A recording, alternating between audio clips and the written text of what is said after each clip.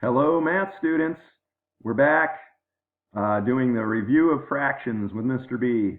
This is video 2. And if you recall, in the first video, the last thing we did was simplify a fraction. I think it was 12/18, right? 12 over 18. And we said we could write 12 as a product of its prime factors, 2 times 2 times 3. Same with 18, that's 2 times 3 times 3. And then we noticed, 2 over 2 and 3 over 3, those are each equal to 1. So we could write this as 1 times 2/3 times 1. And 1 times something is that something. So we end up with 2/3. And this shows not only that 12/18 can be simplified to 2/3, but that 2/3, the fraction 2/3, has another sort of brother or something. You know, it's 12/18. There's a special name for these fractions that are equal. These are called equivalent fractions. Equivalent fractions, meaning they're equal. Equivalent fractions are equal fractions. I want to look at this in a more general way.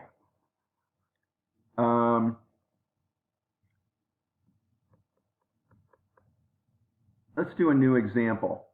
And I'm going to use 2/3 still. We know that 2/3 times 1 is 2/3, right? Because something times 1 is that something. It's a property of multiplying by 1. A times 1 equals A. It's a property of multiplying by 1.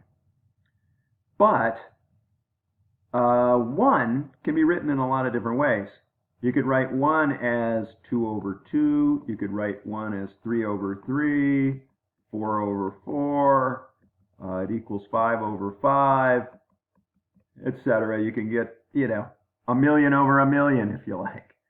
Lots of things over itself is still be 1, as long as the top and the bottom are the same. All right. So if 2/3 equals 2/3 times 1, right, using that property of multiplying by 1, since 1 also equals 2 over 2, we see that by multiplication, multiplying the numerators, we get 4. Multiplying the denominators, we get 6. Here's another equivalent pair of fractions. 2/3 equals 4/6. These are equivalent. Likewise, 2/3, which equals 2/3 times 1, could equal 2/3 times 5 over 5. Anything over itself, right, could be this fraction that equals 1. So what's this? 10 over 15? There's another equivalent fraction. You can imagine there's an infinite number. You could even have negative something over negative something if you like. So here's the other equivalent pair. 2/3 equals 10/15. Equivalent. So there's an infinite number of equivalent fractions.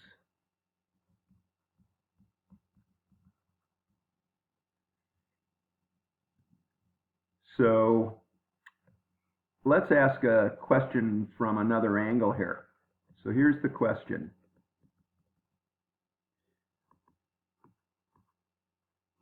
What fraction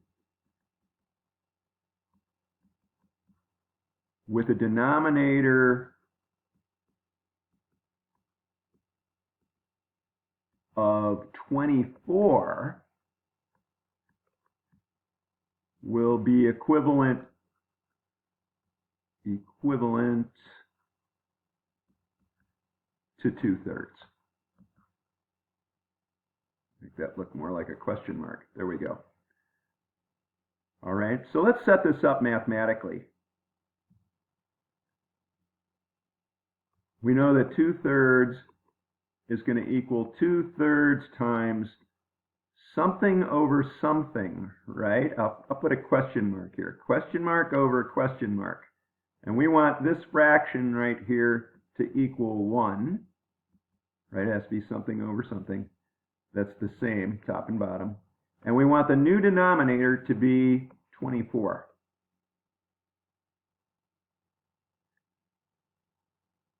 And we're sort of wondering, what is the numerator? What's that new numerator? We want to know the whole equivalent fraction. All right, so how do you do this? The first thing to do is to decide what this denominator number should be. And by multiplication, we know that 3 times that number better give 24. So 24 divided by 3, what is that? Oh, that's 8, right? So we know that 2/3, which is 2/3 times 8, we don't know the top yet, will give us 24 in the bottom. That works, right? 3 times 8 is 24. All right. So now the question is, what's the top number? In order for the whole thing to be equal to 1, we've got to have, of course, 2/3 times 8 over 8, right? Because 8 over 8 is equal to 1. Now we can see that the numerator has to be 2 times 8, which is 16. So this is a process, and I did it really slowly and everything. This is a process to figure out what an equivalent fraction is for a given new denominator. Let's do another one. Let's do another one. Do I have one ready to go here? I'm going to make one up. Let's say we've got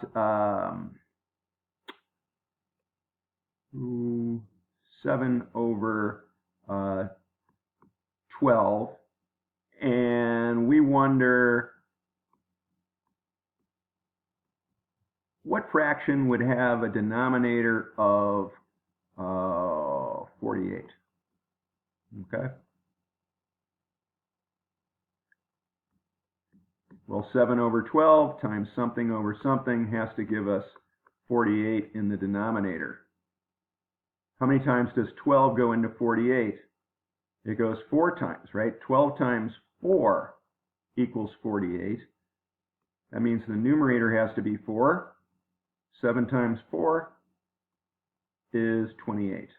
So 28 48ths is an equivalent fraction that equals 7/12. 7/12 equals 28 48ths. Now, a lot of people will just do this arithmetic in their head, right? Let's just say that. Can do the arithmetic in your head. So here's one. Let's say we've got 3/5, and we want to know what fraction would have a denominator of 30. So we're wondering what that numerator is again. So how do we do it? We know that if we had the other fraction sitting here that we know we have to multiply by, 5 times something gives 30. And we got that by dividing 30 by 5. That gives 6. And then we have to multiply, that has to be the numerator as well, right, for the fraction we were looking for before. So we have to multiply 3 times 6.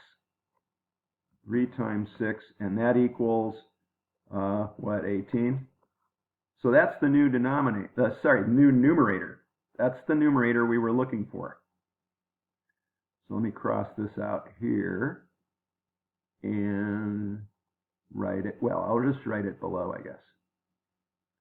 So 3/5 equals 18/30. I'll put that fraction, or that question mark back up there. A little more space to write. I want to just do this the long way. If you do it the long way,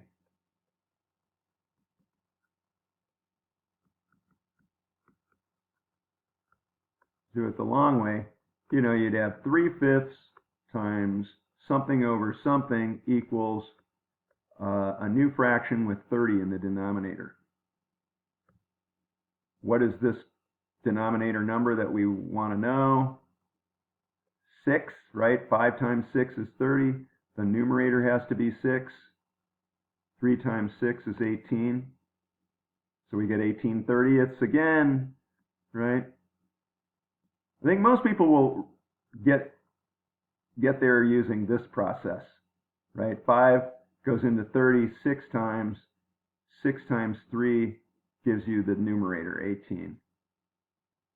So the 30 is the numerator, 30 is the denominator you want. Denominator you want. 5 is the denominator you have.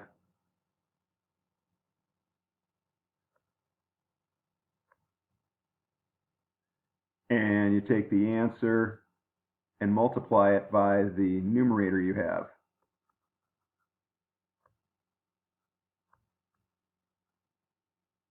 And this last number is the new numerator.